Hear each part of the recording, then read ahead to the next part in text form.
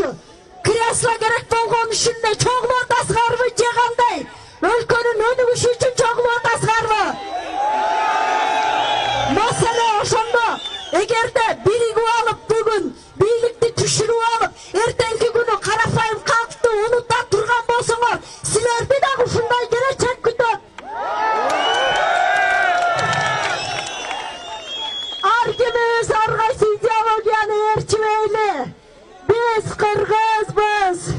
Биздин желегибиз бар. Биздин мамлекетибиз, биздин эркиндигибиз бар. Biz ошону колдойлу.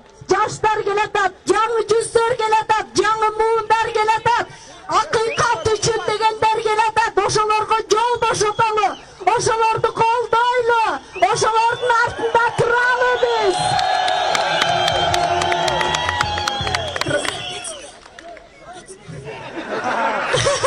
Кыргыз эли бир тургула, биримдик болгула, ынтымак болуш керек.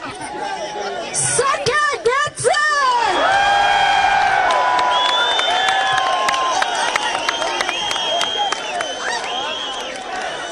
Hey! Birlik geldi ki! Birlik! Canım,